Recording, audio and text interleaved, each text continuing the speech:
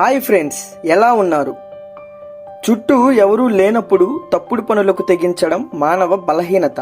కానీ నేను ఒక్కడినే కదా ఉన్నాను, నన్ను ఎవరూ గమనించడం లేదు కదా అని మనిషి అనుకోవడం చాలా పొరపాటు.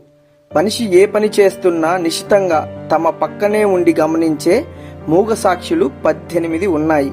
అవేమిటో ఈ వీడియోలో మనం తెలుసుకునే ప్రయత్నం చేద్దాం.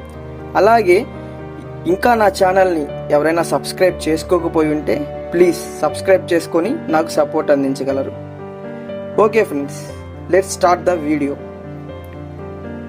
అవి 4 వేదాలు, పంచభూతాలు, అంతరాత్మ, ధర్మం, యముడు, ఉభయ సంధ్యలు, సూర్యచంద్రులు, పగలు మరియు రాత్రి. వీటినే అష్టాదశ మహాపదార్థాలు అని అంటారు.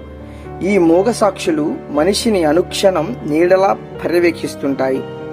ఇవి మన లోకంలోని న్యాయస్థానాల్లో సాక్ష్యం చెప్పకపోవచ్చు గాని వీటి గమనిక నుండి మనిషి తప్పించుకోవడం మాత్రం సాధ్యపడదు.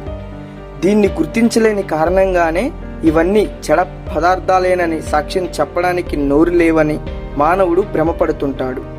ఈ మహాపదార్థాలు రహస్య యంత్రాల వంటివి. అవి మనిషి ప్రతి చర్యను నమోదు చేస్తాయి. ఆ నివేదికల్ని విధికి చేరవేస్తాయి.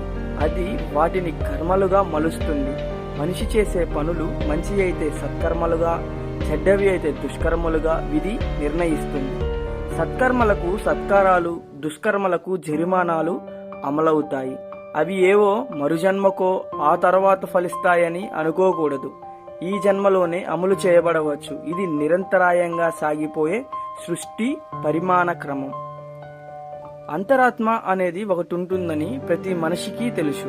అది మనం చేసే మంచిదా చెడ్డదా అనే విషయాన్ని ఎప్పటికప్పుడు చెప్పేస్తుంది. కానీ ఆవేశం, కోపంతో విచక్షణ కోల్పోయిన వ్యక్తి అంతరాత్మ సలహాను కాలరాస్తాడు. అది అనర్థాలకు దారితీయడం మనందరికీ అనుభవమే.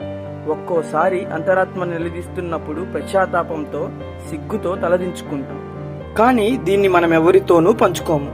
అందువల్ల అంతరాత్మ అనుభవపూర్వకంగా నిజమైనప్పుడు మిగతా 17 కూడా నిజమేనని గ్రహించగలగడం వివేకం.